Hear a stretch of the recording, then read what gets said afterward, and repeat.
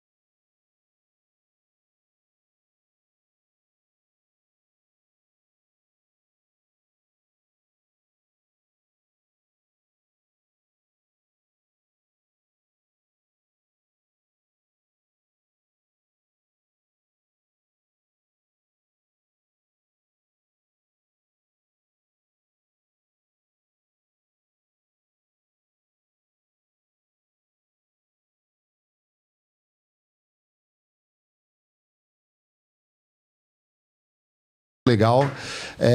e é muito inspiradora para muita gente. Você foi criada, eu sei que você foi criada aqui em São Paulo, né? Cresceu bem na Zona Sul, extremo sul, se não me engano, cidade Dutra ali, né? Perto, ou Parelheira, se não me engano. Grajaú. Grajaú, Isso aí. Da Rachel de hoje, quando olha aquela Rachel, mudou tanta coisa, mas eu tenho certeza que você ainda guarda muito da passagem, daquela da infância, da juventude. Que você traz desses aprendizados daquela época hoje, ocupando posições com tanta responsabilidade? Claro. Primeiro, desculpa fazer uma correção, Grajaú, Jordanópolis não foi uma passagem. É a minha origem e continua sendo aonde eu vou os meus finais de semana. Continua sendo aonde meu pai mora. Maravilha. Continua sendo aonde eu, às vezes, preciso de um eixo, de um prumo. Às vezes, a gente perde um pouquinho o pé do chão. E aí o Grajaú, Jordanópolis, é onde eu tenho certeza que eu consigo pôr meu pé no chão e não perder meu foco. É isso. Salve Grajaú! Sim, então nós trabalhamos com projetos filantrópicos focado naquela zona e hoje eu consigo reverberar aí com esse projeto filantrópico, juntamente com a ministra Maga Menezes e outras, em todo o Brasil. Mas onde iniciou, originalizou, tudo foi ali, Grajaú, Jordanópolis.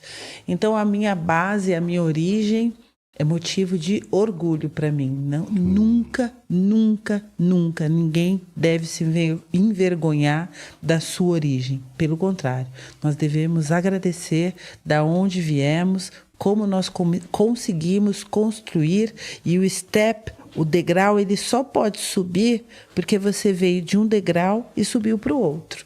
Se você não começa do nada, né, do ar, você não vem do vão, do vago. Não, é um degrau após o outro. É um degrau após o outro. Essa é a graça da vida. Que maravilha. Quer mandar, Camis? Na verdade, eu vi no livro, né? Estou lendo seu livro.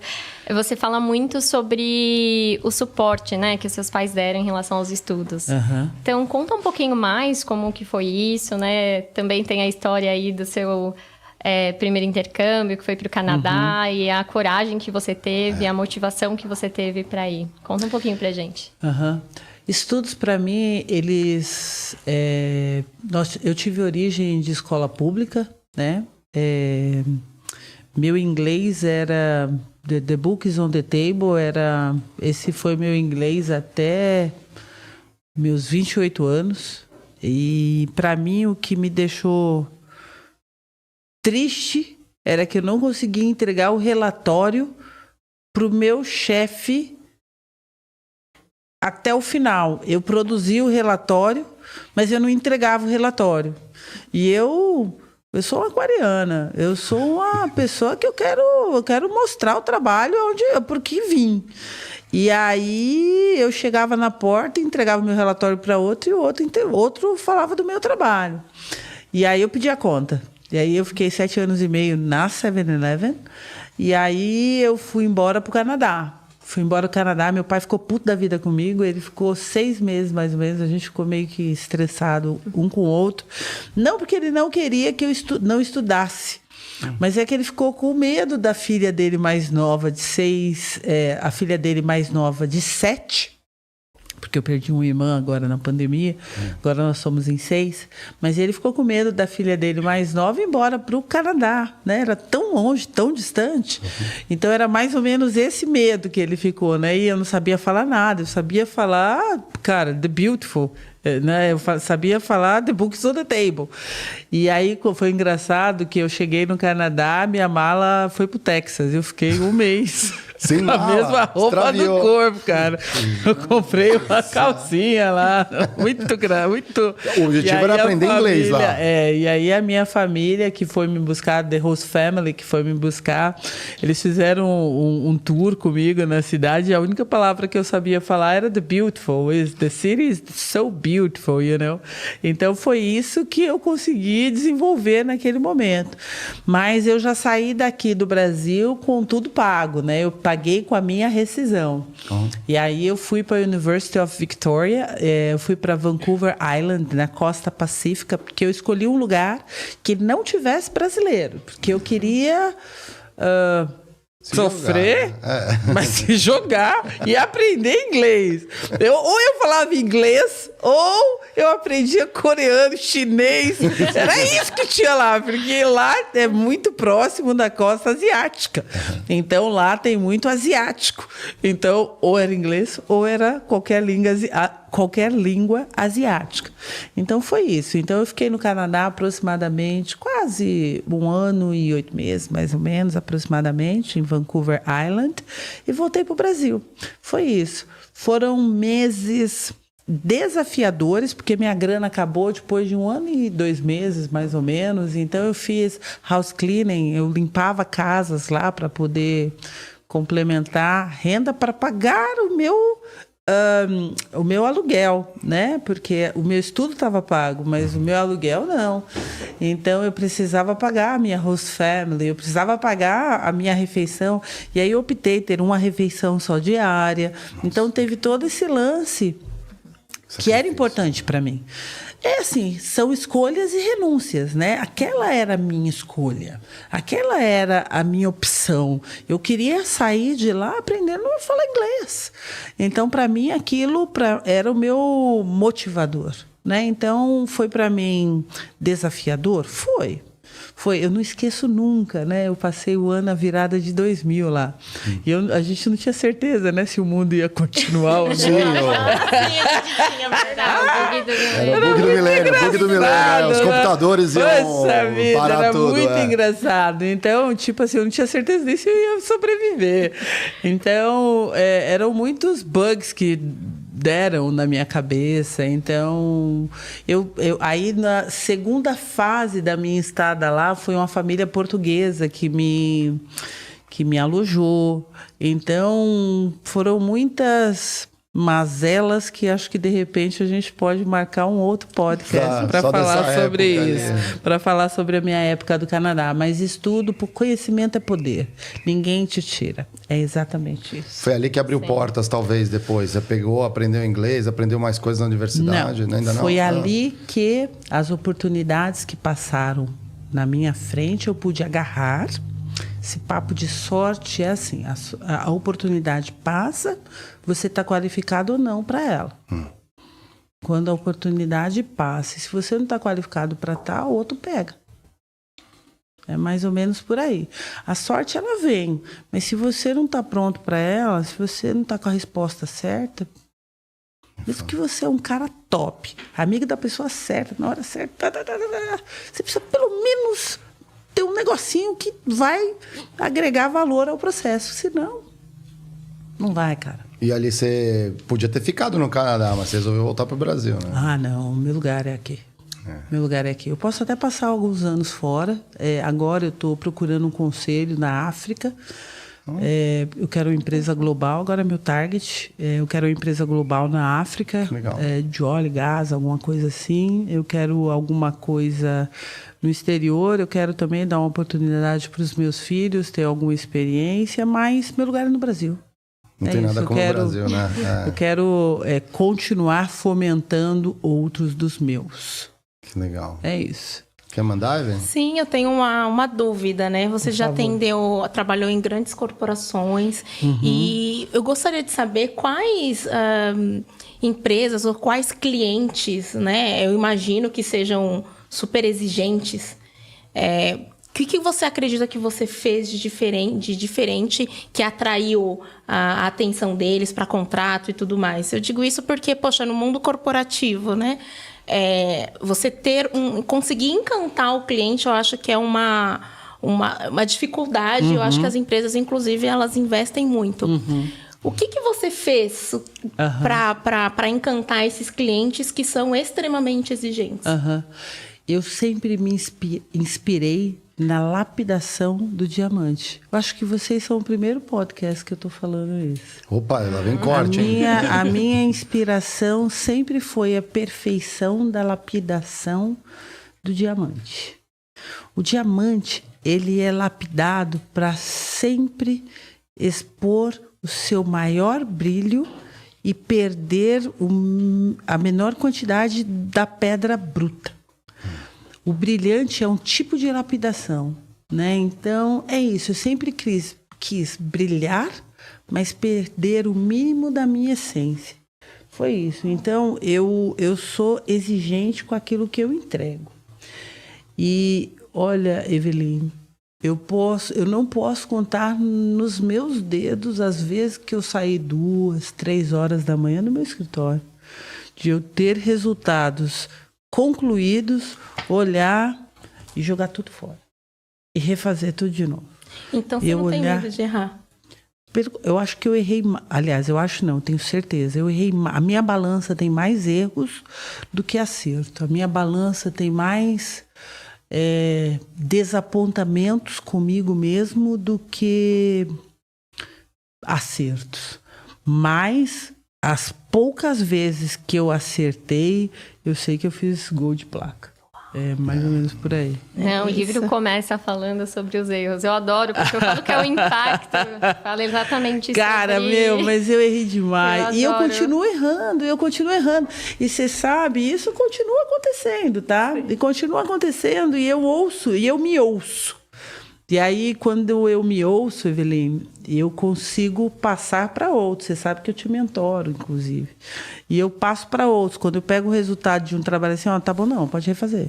Às vezes as pessoas não estão preparadas para tal. E isso é uma questão de resiliência. Você sabe disso. E aí, a pedra preciosa, aquela que é preciosa mesmo, ela não estoura. A pedra preciosa, verdadeira, ela aguenta a lapidação. É isso. Que interessante. Será que ela se inspirou nisso da época da Tiffany também? Ali você aprendeu bastante. Sem sombra de dúvidas. É uma jornada, é uma trajetória. Eu até a parte da Novartis, eu tinha um mindset. Até a parte da Novartis, eu era finance oriented. Eu era financeira total. Que era a tua base de formação, né? No fundo, também, né? Eu fiz 2 MBA lá. Entendeu? Então, era isso. Aí eu cheguei na Tiffany e fiz meu 3º. Falei, cara, parei. Não quero mais estudar. Não quero. Aí eu fiz meu Harvard Business School. Fiz um aperfeiçoamento de negotiations. Aí eu falei, cara, não quero. Sabe, deu bug. Me deu um bug. Eu falei, não quero mais estudar, não vou mais estudar. Você foi com aqueles caras lá, o Bruce Patton, o Robert Fisher lá em negociação. Eles fizeram fechado. Aí eles fizeram um pack como a Shell fazia, essas coisas todas, eles fizeram fechado. Aí tanto é que eu fiz a minha tese sobre o Walt Disney. E aí eu falei, não quero mais. Aí eu concluí, óbvio, né? Porque minha mãe e meu pai me ensinou que a gente, mesmo não querendo e não gostando, não deixe no meio do caminho, conclua. Sim. Aí depois você guarda, deixa o diploma lá. Vê o que você faz com aquilo depois. Você bem entende, mas conclui. E aí eu peguei e falei assim, não tá bom não, eu quero outra coisa. E aí eu olhei o próximo step, o próximo degrau. Aí eu falei, eu posso. E aí aconteceu de eu entrar interinamente como presidente. Aí eu entrei como presidente, gostei do sabor e falei, Aí eles contrataram o outro presidente a última vez, e aí eu falei assim, isso não, eu quero ser... Pandora? Na Tiffany? Não, a Pandora eu já entrei como presidente. Aí eu perguntei para mim mesmo, eu quero ser um chinelo ou um salto alto? Na época, como eu fazia muito inglês... Fiquei escutando isso aí. Não, na época eu já era presidente. Eu quero ser um salto alto ou eu quero ser um chinelo? Eu fazia a pergunta para mim, eu quero ser um flip-flop ou um high heel? Aí eu falei, eu quero ser um high heel. Eu me lembro como se fosse... Eu pedi a conta na Tiffany 7 vezes. Como assim? Foi uma coisa impressionante. Não, eu pedi a conta 7 vezes. Não deixava. Vai ficar para o próximo podcast. E aí eu falei, não, eu quero o próximo desafio. Porque chegou 8 anos, você precisa de novos ciclos, sabe? Novos... Eu amava aquela empresa, mas eu queria novos ciclos. E aí a Pandora já havia me convidado umas 2 vezes para eu poder ficar com eles. Aí eu peguei e saí, fiquei uns 8 meses fora do Brasil. Fiz um aperfeiçoamento em Georgetown e voltei para o Brasil. E aí, quando voltei, eu sabia que a Pandora ainda estava... Ela tinha ficado 6 meses com o consultor. Abriu 2 lojas. Eu falei, e aí? Estou por aqui. Aí o espanhol, Daniel Benzadone, que é meu amigo até hoje, o cara que cuidava da Américas e Ibero também, ele falava assim, você sabe que você é ousada, né? Você me falou não 2 vezes. Eu falei, então, mas sou ousada, mas se você quiser testar... Aí ele falou assim, volta daqui a 2 dias. Eu falei, não, tudo bem. E aí eu me lembro como se fosse ontem, eu estava com um vestido africano, que estava assim, né? Um vestido africano que vai aqui até o ombro, essas coisas todas. Aí eu estava com o motorista, que é muito meu amigo, e ele falou assim, mas você vai fazer entrevista assim com o espanhol? Eu falei, vou. É o que eu sou. Aí ele pegou, eu subi, ele falou assim, Rachel, você está muito bem. Aí eu falei assim, muito obrigada. Você gostaria, mas você não vai me abandonar? Eu falei, jamais, pode ficar tranquilo. E aí ali ele me contratou. Foi exatamente isso. E aí dali eu fiquei 7 anos e meio. Eu tenho longos ciclos, como você me perguntou, de trabalho, exigência. Isso é uma exigência da minha pessoa. Até que eu encontre uma barreira que vá contra os meus valores. Aí parei. Aí também eu não... Fala real, dá aquela brochada. Quando você... Mas isso às vezes é nem sempre é da cultura da empresa. Você não acha que valores. Meus valores são imutáveis, inegociáveis. Sim, negociáveis. Sim, a gente fala muito disso no Critique, mas às vezes não é um valor intrínseco, por exemplo, daquilo que está no quadro das empresas. Às vezes é uma diretriz nova da liderança, ou é algo que você realmente não tem forças para... É algo que você não viu quando você é contratado. Interessante. Sim. É a cultura real da empresa. A cultura real da empresa. Né, quando os líderes não estão na sala, é o que acontece. Mas como uma posição como um general manager, um CEO na operação, não tem como cutucar de alguma forma para manobrar? Então... Tem quando a empresa está aberta, quando... Eu trabalhei em empresas globais só, né? Então, quando globalmente está aberto e não é verdadeiro desta forma. Nós trabalhamos no Cone Sul do mundo, né? Sim. É isso. Não, é isso, sim, não é isso? Sim. Estamos no Cone Sul. Sim. Mas pensando até no que você falou, né? Quando você tocou no ponto de não perder a essência. Pode ver. Como... Hoje eu estou no mundo corporativo, eu trabalho em finanças, quero ser uma CFO. E eu penso que a gente acaba sendo moldado quando a gente acaba, né, quando a gente trabalha em grandes corporações, a gente acaba sendo um pouco moldado pelo meio, porque o mundo corporativo, as regras não são claras, mas existe um código, né, ou algo que se é esperado. Então, isso. Existe um código no mundo corporativo, exato. Ou você segue ou você está fora. Exato. É isso. Então, como foi para você seguir esse código e, ao mesmo tempo, não perder essa essência? Porque é muito difícil, né? Quando a gente vai subindo, eu falo que esse código vai ficando um pouco mais apertado e tem alguns comportamentos que são esperados. Então, como foi para você seguir, subir nessas cadeiras e não perder a sua essência? Espetacular a sua pergunta. Eu sou racional. Essa é a minha base. Porém, a dona Pretinha, minha mãe, ela era uma mulher festeira. E eu peguei isso dela. Então, eu era racional até a página da entrega dos resultados. Aí, no momento seguinte, eu já queria fazer festa dos resultados. E nem toda empresa americana ou europeia queria fazer festa. Então, automaticamente, eu quase que mudava a cultura da empresa, except o Brasil, sabe? Aquele negócio, exceto o Brasil.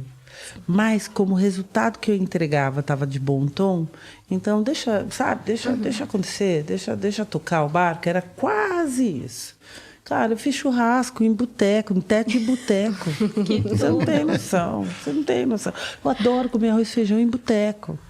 Hoje, inclusive, eu comi arroz e feijão em boteco. Uma delícia, olha. Então, Quem não gente, gosta, é né? isso. Então, modus operandi, você não olha esse lado que você está... você vem do mundo do luxo. O que é luxo para você? Cara, é comer uma comida gourmetizada, um arroz e feijão bem feito com alho, sabe? Um alho descascado, amassado no pilão e bem feito. Sabe aquela comida bem feita? É isso. Essa é a comida, esse é o luxo. Sabe? Esse é o que não pode se perder, sabe? Essa essência. Então, eu acho que eu fui disruptiva versus os resultados que eu entreguei. Então, eu acho que eu tive esse mix and match. E as pessoas entenderam que eu fui disruptiva, sim. Tanto é que em algumas empresas eu vi voltarem os modus operantes. Sim. Mas aí faz parte do processo. Tem alguma frustração de você falar, puxa, talvez eu tivesse... Não, né? Não tem como, senão não ia construir quem é a Rachel de hoje, né? Aí, só isso, eu posso dizer, ainda bem, eu fiz ciclos longos, nos ciclos longos eu pude trazer, né, diversidade de gênero, eu pude colocar pessoas, os meus, trabalhando, eu pude implantar capacitação onde eu acreditei que dava para fazer a coisa acontecer. Eu pus CFO negro. Que legal. Então, é por aí. Eu vejo desta forma. Eu vejo... A prova que diversidade traz resultados, né? Traz super resultados, cara. Eu peguei uma empresa com 2 lojas e fiz uma rede, a maior expansão da América Latina. Então, é possível. Então... E o varejo em um dos seus maiores períodos de desafio. O varejo é um bicho muito desafiador aqui no Brasil. O varejo não é para qualquer um. Não é para qualquer um. É mais ou menos por aí. Nessa transição de estar, né, no comando das empresas e passar para o conselho. Adoro. Aí você já está como uma voz, obviamente, mais ativa, escutada. Só que quando a gente pensa nas empresas, se não me engano, você está no Banco do Brasil, na Vale, Grupo Soma, são grandes grupos, uns gigantescos, né, para não dizer outra coisa, e tem muita oportunidade, né? Quando a gente olha, a gente sabe muito bem, né? A demografia brasileira, ela não é representada dentro das empresas. O mundo corporativo ainda tem uma jornada que parece inatingível. E já tem empresas mostrando aí sinais de que sim, é possível. Mas sempre eu vejo as grandes empresas puxando primeiro a fila. Mas o Brasil, quando a gente olha o retrato mesmo das empresas, são pequenas, médias empresas, empresas familiares, que também já podiam, ao invés de ter que esperar e puxar ver os benefícios que as grandes empresas estão fazendo em todos esses aspectos, elas ainda estão aquém. Como que você vê um papel já de conselho nas empresas, ajudando a transformar? Tem recepção? É uma discussão mais acalorada? Como funciona? Porque a galera morre de curiosidade, eu também. Então, eu acho que a transição, nós temos que criticar o tempo todo. Porque nós somos uma geração de transição. A transição não é a Rachel, não é a Evelyn. Nós somos uma geração do meio. Nós não vamos colher, sabe? Eu quero ver, sabe, meus filhos crescerem num mundo mais justo. Cara, para agora você vai ter que fazer o processo acontecer. É mais ou menos por aí. Plantar tâmaras, né? É isso, sabe? É bem por aí. Aquela semente que você não vai nem acreditar que vai virar aquela árvore frondosa. É bem isso mesmo. Então, sim... Em um dos conselhos, eu costumava dizer, era 12 homens e um segredo. Eu era um segredo, porque tinham 12 homens e um segredo. Eu era a única mulher, 12 homens. Então, e eu sacaneava desse jeito, tá bom? Era essa brincadeira. Era uma brincadeira, não brincadeira, né? Sim. Então, era deste jeito. Tô brincando, mas se você quiser levar a sério, pode levar. Mas eu conquistei muitos aliados. Legal. E isso que é importante. A mensagem, aquela crítica suave, mas ao mesmo tempo levando o seu olhar do diverso e do inclusivo, isso não tem preço. Porque quando você fala assim, eu não vou entrar não, porque ali não tem ninguém dos meus. Entra, faz a mudança lá dentro, pô. Sabe? Não fica se excluindo de um lugar que você não vê os seus, então você não quer estar. Oi? Aquele grupinho não é dos meus. Entra no grupinho, faz como aliados. Eu tenho grupos de presidentes, eu tenho vários grupos. Entre eles, eu tenho grupos de presidentes que são todas brancas. E é por isso que eu não vou estar? Não. Pelo contrário. Você sabe por quê? Porque elas estão fazendo programas sobre programas para trazer mais diversidade nas empresas delas. Então, eu acho que a forma, o criticar, tem formas diferentes. Eu acho que você pode ser construtivo na sua forma de criticar, não deixando a pessoa depreciando o trabalho da pessoa ou aquilo tudo que ela fez na vida, né? Porque a vida a trouxe até aqui e de uma forma ou de outra ela achou que estava tudo bem, obrigado. Só que eu estou chegando para ela e falo, não está tudo bem, obrigado. Vamos desconstruir? Legal. Vamos letrar? Vamos te falar assim, essa foto aqui não é a foto ideal? Vamos falar aqui que hoje 12 homens num conselho, que é o colegiado máximo de uma empresa, não pode ser com um pensamento desse que nós vamos transformar? Essas mensagens, como a Camila trouxe de uma forma muito precisa, o corporativismo tem códigos. Se você não levar da forma correta, sabe o que o corporativismo te faz? Ele te expele. E aí como é que você vai conseguir mudar se você não está lá dentro? Então, isso tudo fica aqui uma mensagem muito clara e objetiva para todos. Mudar de dentro é mais fora do que você mudar de fora e ficar apontando o dedo. Vamos fazer lá dentro? Só que fazer lá dentro tem códigos. Não adianta você ficar apontando o dedo na cara dos caras, não. Hoje ainda são os caras, porque são 68% que ocupa a cadeira dos big bosses. E com todo respeito, branco, hétero e cis. Adianta eu ficar pondo o dedo na cara deles falando assim, vocês não pertencem a essas cadeiras. Não. Seja meu aliado, eu quero te propor outras pessoas, eu quero te propor um universo diverso para conversar sobre temas diversos. Eu não quero falar só sobre diversidade. Eu quero falar sobre finanças, eu quero falar sobre tecnologia, eu quero falar sobre design gráficos, eu quero falar sobre ambiental, eu quero falar sobre climático, eu quero falar sobre inteligência artificial. Eu vou sair, vou falar sobre esses temas e vou...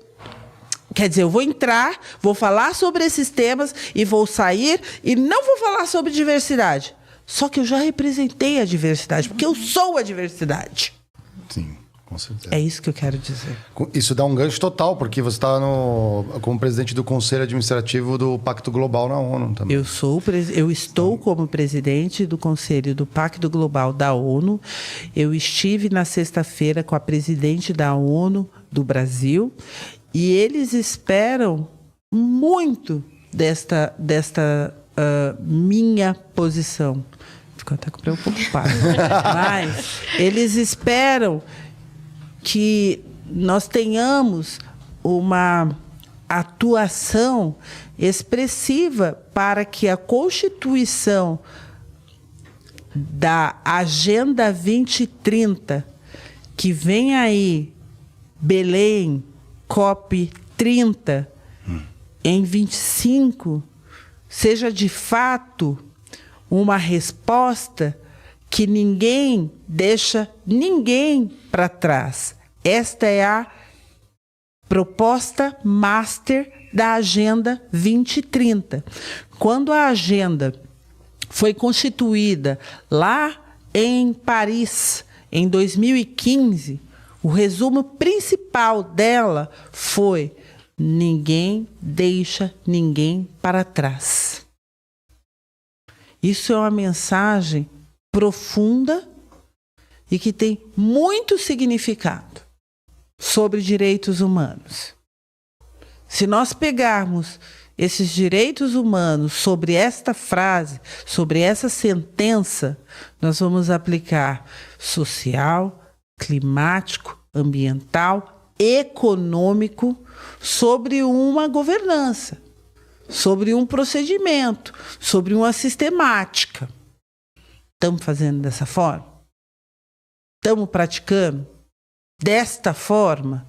Dentro de casa, fora de casa, no corporativo, na filantropia, em todo lugar, fazendo como indivíduo para que o coletivo funcione? Então tudo bem, não é que você não fez, você tem um problema.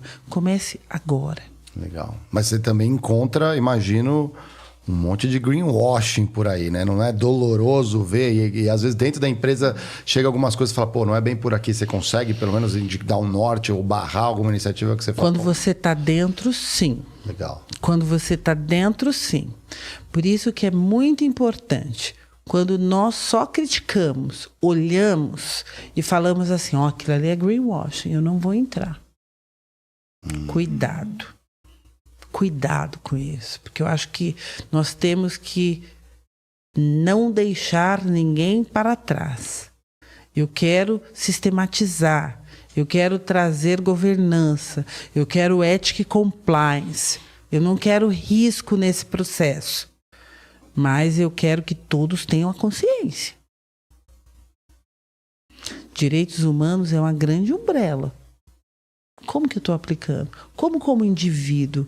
Porque muitas vezes a gente sempre pega o dedinho e aponta o outro. E a gente não está fazendo a nossa lição de casa. Eu não tenho dúvida que nós temos que falar do greenwashing do vizinho. Mas como que eu estou fazendo a minha lição de casa? Como que eu estou praticando a minha forma de transformar? Essa transformação social tem que começar por mim. Então, essa é a mensagem do indivíduo. Cada um que está ouvindo isso, como que eu estou fazendo a minha transformação social? Porque quando eu começo a minha, eu reflito no próximo. Porque eu trago uma avaliação para o próximo. O que você está fazendo? Como você está fazendo? Como que você está refletindo? Como presidente da ONU, eu tenho muito a fazer. Mas e você? Como homem? Como indivíduo, né? Como indivíduo. Como um ser que está aqui me questionando. Não questiona não. Tô só né? Não, mas isso mas é questionando. Sim, é criticando, é eu concordo. questionando, sim. E temos que assumir esses questionamentos. E esses questionamentos têm que voltar para nós mesmos.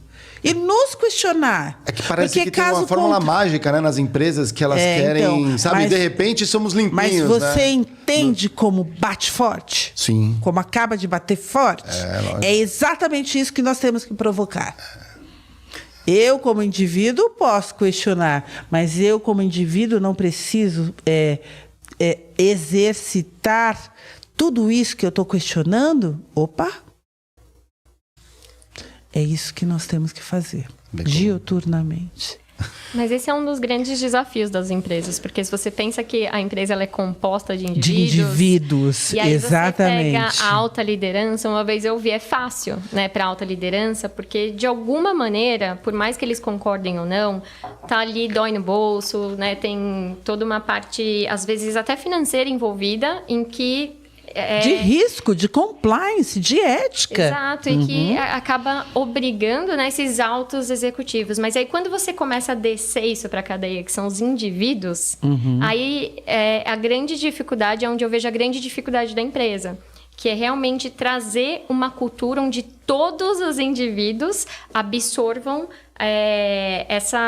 esse debate da diversidade, onde ali eles consigam realmente implementar essa questão de diversidade. Então, eu acho super relevante o que você falou sobre a questão do indivíduo, porque no final as empresas elas são compostas por esses indivíduos, né? São pessoas que estão ali e que vão difundir isso e que vão permitir que o ambiente seja diverso. Você fez um ponto aí que eu vou divergir sobre a dificuldade da base da pirâmide de ser assimilar essa diversidade. A base da pirâmide ela já é diversa, ela já é constituída majoritariamente, quando mais que 50% é a diversidade. Então, quando a base da pirâmide já é 50% preta e parda, vamos combinar? Sim. Ela já é mais do que a diversidade. Ela é preta e parda. Né? Porque é isso, né? Porque este foi o pedaço, modéstia à parte, que nos deram. Mas ok, vamos colocar de uma forma... O que nós temos que dar para a base da pirâmide é uma consciência que lhe cabe mais do que a base da pirâmide. É o inverso. A base da pirâmide, ok, entrou pela base, mas eu quero que você também entenda que a liderança te é permitido e te é possível. O como é outra história. É mudar cultura. Sim. Né? Então, aí a cultura da empresa que tem que vir através do topo e mudar. Como? Com ações afirmativas, com aceleração. Por isso que hoje eu sou uma pessoa que eu errei muito, que eu não entendia lá atrás, quando eu digo lá atrás, há uns 30 anos atrás, como que eram essas questões de ações afirmativas, cotas e afins, e nós precisamos de ações transitórias. Porque se nós não tivermos ações transitórias, como que eu vou fazer para que eu possa colocar pessoas que foram excluídas de processo, excluídas propositalmente de um processo que lhe daria a oportunidade de estar em uma liderança, para que hoje ela tenha essa oportunidade. Então, sim, eu tenho que criar cotas. Para que eu coloque mulheres. É por um acaso que eu tenho mais mulheres pretas na base da pirâmide, ou como faxineira, ou como... Não é por um acaso. Não é. Você entende? Esta pergunta tem que ser feita de forma propositiva. Nós temos que ser propositivos do porquê que a base da pirâmide está constituída só pela diversidade. As mulheres ganhando menos que os homens em mesmas posições. Mas agora, a semana passada, nós temos uma lei que agora é contra a lei. Mesmo título, né? Exatamente. Você agora colocar a diferença salarial. É que lei no papel é uma coisa, eu quero lei na prática, né? Então, mas só que isso é o como, é mudança de cultura. Né? Então, aí tem que entrar na lei. O topo dizendo assim, ó, aplique. Essa é a estratégia do conselho. Aí é onde o conselho entra, dizendo, estrategicamente falando, essa empresa é uma empresa que aplica essa estratégia. Aí o executivo executa essa estratégia. E os executores granulam. Entendeu? Aí que tá. Aonde alguns conselhos aderem, outros não. Essa é a diferença da transformação social através de conselhos. Então, a transformação também está para o conselho. Alguns conselhos querem fazer essa transformação, porque aí é uma transformação de mindset. Eu quero transformar o que o ministro de Direitos Humanos tem feito. Ele lançou a semana passada, o ministro Silvio Almeida, uma cartilha espetacular, né? Eliminando o discurso de ódio. Todos os brasileiros deveriam ler aquela cartilha. Nós já sabemos dessa cartilha. Não, vamos ter que trazer o Silvio Almeida aqui também, Borja. Talvez tenha oportunidades. É disso que nós temos que falar. É disso que nós temos que discutir. São temas difíceis que nós temos que trazer. Tá ligado economicamente falando. É isso que eu estou dizendo. Cultura. É importantíssimo falar sobre a cultura. É importantíssimo falar da ministra Margarete Menezes. É importantíssimo falar sobre todas as leis que ela tirou da gaveta e não só criticar. Por que estão criticando coisas? Ela está financiando, voltando a financiar a cultura. É necessário para a saúde mental, porque senão dá burnout nos nossos colaboradores. Senão nós temos outras problemáticas relacionadas por falta de cultura. Até isso leitura. Que eu ia perguntar, Rachel. Educação, né? É isso. Identidade. A cultura, né? não, expande o mindset do indivíduo. Faz com que ele entenda que tem um outro ecossistema andando no seu entorno. Isso é cultura. É o como, é eu ver outras formas de realizar a mesma coisa. É isso. Sabe, sair dessa mesmice. Por isso que eu falo. Então não é falta de diversidade na base de pirâmide. É falta de diversidade na liderança. Por isso que eu falo. Então fica aqui para vocês. Vamos mudar o nosso discurso. A gente precisa de lideranças diversas, não base de pirâmide diversa. E manter essas lideranças, né? Porque alguns até chegam, mas não conseguem resistir. Porque não foram preparados, Exato. Não foram acelerados, não foram incluídos. Nós não precisamos de acúmulo de corpos pretos. O acúmulo de corpos diversos. Nós precisamos de uma diversidade que foi incluída. E incluir significa preparar. Preparar significa capacitar. Cuidar de perto, né? Até ontem não foi capacitado. Então significa que eu preciso de um time. Você está dando esse time? Você está fazendo a coisa certa? Para incluir? Incluir significa investir. Não é OPEX. Sim. É investimento. Eu sou financeira. Você vai discutir isso comigo? Você está na mão errada.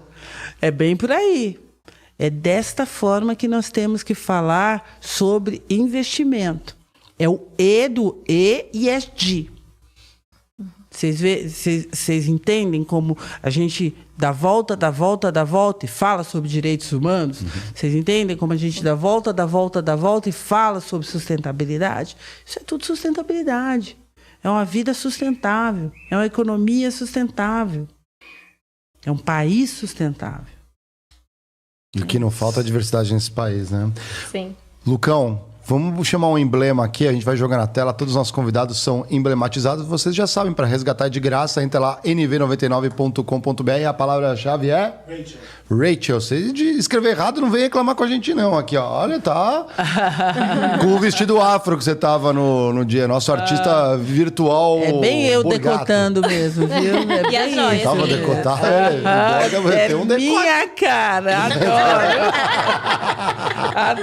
adoro.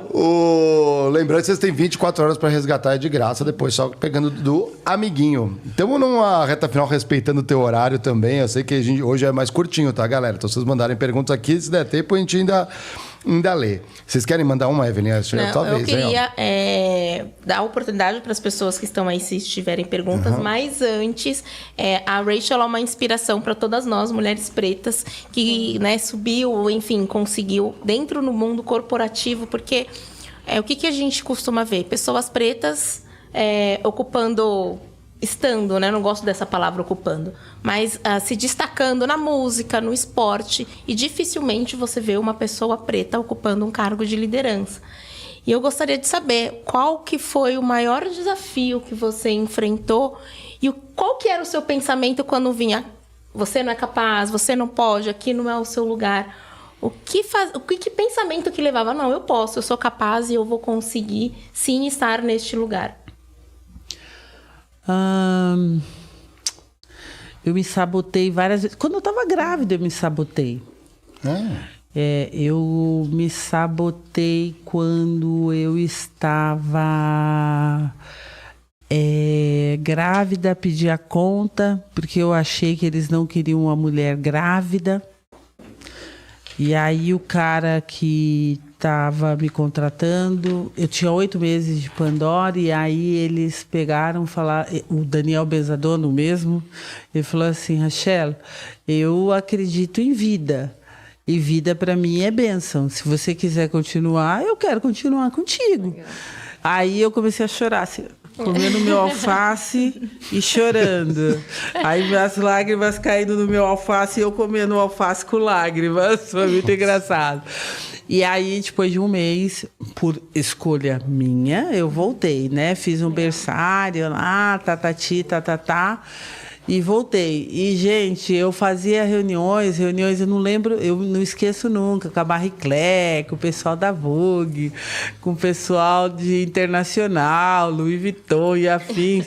Meus peitos vazavam, gente, na reunião. Gente, pode esperar um pouquinho? Ia lá, voltava, secava ou colocava, porque meus peitão, né, ficava descendo o leite, aí ia lá, colocava aquela maquininha de sugar o leite, e aí tinha um berçário, porque minha filha foi comigo por um tempo. E aí voltava, tava ela, babá, tava todo mundo lá, e voltava. Aí aquela maquininha de tirar o leite e ficava lá, sabe? Tipo, no meio da reunião, assim, ó. Eu, a reunião e todo mundo junto. Era esse babado, cara. Era babado e confusão. Então, tipo assim, por meio minuto eu fiquei, tipo, sem graça, depois... Quem queria falar comigo sabia que tinha uma maquininha que tirava o leite da Rachel. Era mais ou menos por aí. Então, eu sempre fui... Porque minha mãe sempre foi muito resolvida. Você imagina uma mulher que criou 9 filhos, tipo... Quando me dava alguns bugs... Naquela época não tinha mentora, né? Tinha minha mãe. Então, a minha mãe tinha até o 3º primário, né? O ensino primário. A primeira infância dela foi quando ela tinha, tipo, 60 anos, coitada. Ela fez Mobral. Lá antigamente tinha Mobral. Então, a minha mãe, que eu chegava e falava, mãe, eu tô com uma dificuldade assim, assim, assado. 90% do problema que eu falava para minha mãe, ela não entendia. Mas ela entendia da minha dor. Ela, 99% das vezes, ela, para com isso, menina. Levanta, sacode poeira, dá volta por cima. Pode parar. Você não pode achar que o problema é maior que você, não. Okay. Existe o problema, mas ele não pode ser maior. Olha, eu lembro da dona Pretinha com o dedo balançando assim. Você não pode achar. Se o problema for maior, se acreditar que o problema é maior que você, ele vai te engolir. E aquilo, para mim, era a verdade. Era a minha verdade absoluta. Que o problema não era maior que eu. E aí eu tomava aquilo para mim, eu tomei aquilo, e eu tomo isso como lição de vida. Eu tenho mentor hoje, né? Mas, tipo assim, sempre vem a dona Pretinha. Então, eu vejo esses pontos, às vezes, aceito, entendo, e sempre tento aconselhar da melhor forma, mas, às vezes, eu vejo que as pessoas deixam o problema ser maior que elas. A dona Pretinha ali na base da sua simplicidade, mas era uma heroína, cara. Era uma heroína. E aí ela vinha na minha mente todas as vezes que o problema estava tentando me engolir. Uau. Maravilha. Sabedoria de uma mãe, né? Posso te falar de uma mãe, de uma mulher? Pô, cara, maior do que muitas executivas. E o jeito que você fala dela... quando pessoa, sabe? Ui! Na lembrança, assim, parece que ela tá falando como uma criança, né? Mãe tem esse carinho de bronca, mas dá traz aquele tom de carinho e de se levanta. Se levanta. Mas a questão do problema, sabe, Evelyn? Era uma coisa tão impressionante, sabe? Às vezes o pessoal lá da Espanha ou da Dinamarca falava assim, eu não vou te dar dinheiro, tá? E se essa loja se der mal... Se der ruim, você vai ter um problemaço com a gente. Fala, mãe, eu tô arriscando de novo, tô alavancando, assim, então, Você acredita, não acredita? Você fez estudos para isso, não fez? Então, ó, foca, filha. Aí você ficava assim, poxa vida. Ela não sabia de nada, nada disso, né? Ela acreditava em mim. Né? Ela acreditava que ela tinha uma filha mega dedicada no processo evolutivo da história, sabe? E isso para mim me bastava. Por isso que eu tinha que ter a certeza daqueles checks que eu estava fazendo. Eu fiz 10 vezes aqueles checks, porque ela falou que acreditava no que eu estava fazendo, sabe? Então não podia ter problema ali. Porque aqueles checks era garantia do que eu estava entregando. Então, eu acho que um está amarrado ao outro. A gente não negocia valor, né? A gente entrega pelas oportunidades. Seus valores são inegociáveis, mas as oportunidades podem ir para o outro. Você quer para você ou quer que vá para o outro? Eu não queria que fosse para o outro. Muito legal. A gente tem um ritual aqui no nosso podcast.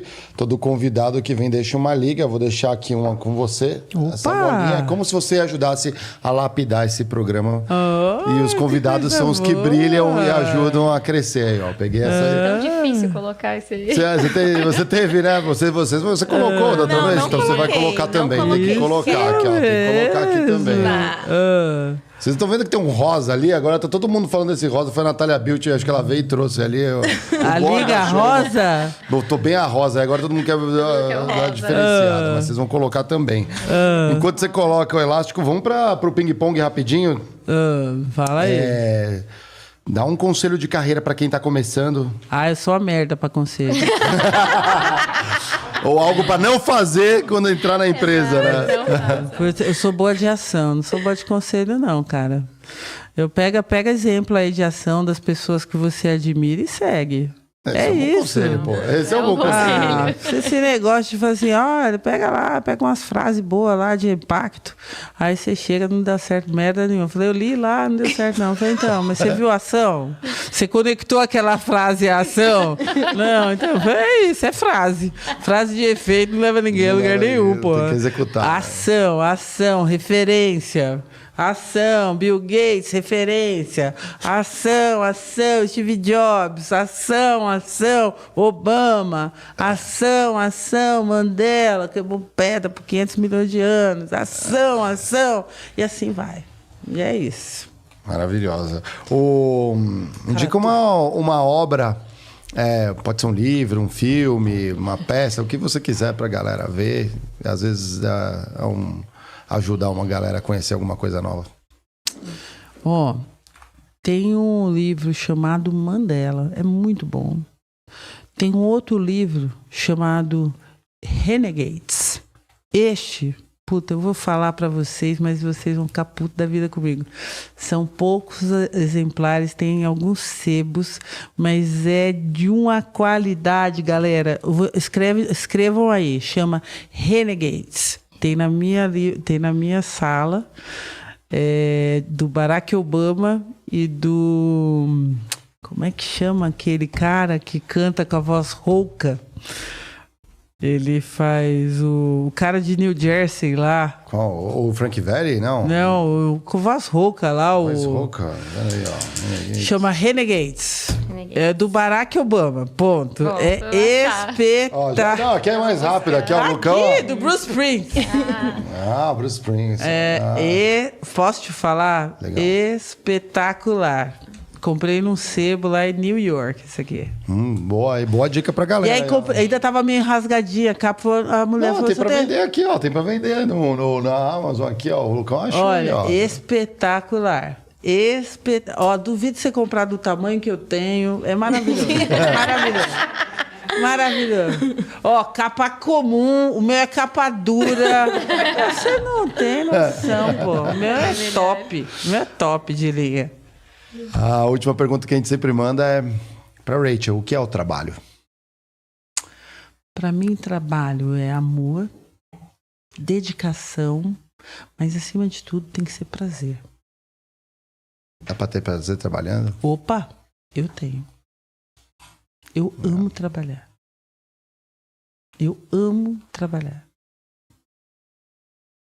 O que todos amem o trabalho também, né? Sim. Não é assim? Tem dias que a gente não ama, mas no geral, na média... Então, depende do que você chama de trabalho, né? Eu amo trabalhar, eu amo ler, eu amo conhecimento. Então, esse meu trabalho eu amo. Deixa eu te entregar um presente aqui. Eu vou entregar para todas as convidadas aqui. Vocês vão disputar no tapa. Aqui, ó, um hidromel, ó, a bebida... pra tomar geladinho. Gente, ele tá dando cachaça pra nós, só pra que vocês saibam, tá? Não, esse não. Eu já tenho esse. Eu quero que vocês saibam que ele está dando cachaça pra nós. Eu, bem a cachaceira de plantão. Não, isso aí é bom, ó, tomar geladinho, isso aí é sucesso. Um salve pra galera do Felipe Midi, internacionalmente premiados. Né? Você já experimentou, né, cara? Você já vem. Agora vai outro. Um novo. Quando vem vou aqui, falar não. duas coisas. Eu amo trabalhar e amo tomar uma cachaça. Então aqui, assim, ó, depois que a gente fechar as câmeras, vocês vão ver que a gente começa aqui as atividades e tal. O podcast começa depois que terminar aqui. Mas eu gostei da cor do dela, hein? Vocês podem sair. Você tem outra aqui. Não, eu queria os dois mesmo. Vai ter que ver. Eu tô olhando aqui, o produtor, ele falou, pô, vamos ver aqui no estoque, a gente dá uma conferência. Então eu mando pra você também. Deixa eu mostrar o livro também da Rachel, você me ajuda aqui. Mostra você, mostra a câmera, posta aqui, olha, aquela ali atual. Meu caminho é a cadeira número 1. Você tá lendo a biografia, né, Camis? Eu estou, é incrível, já tem anotações aqui, várias frases de efeito.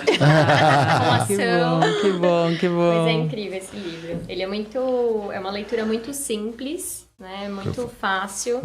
É dividido em blocos curtos, eu tô adorando. Ai, que bom. Em breve, quem sabe, chega alguma coisa nova por aí. Em breve não, acho que daqui a uns 2 anos.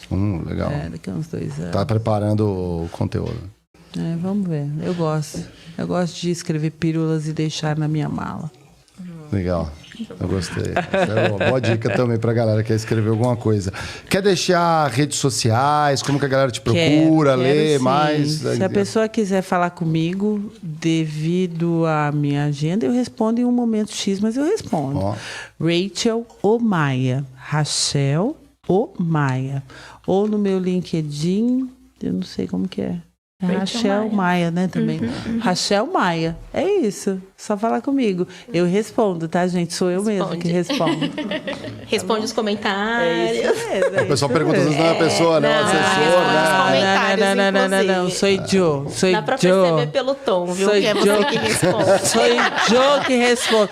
E ainda depois de uns drinkzinhos. Isso tudo é trabalho. Isso tudo é trabalho. Legal. Posso te falar, interagir com pessoas, pra mim, é vida. É vida.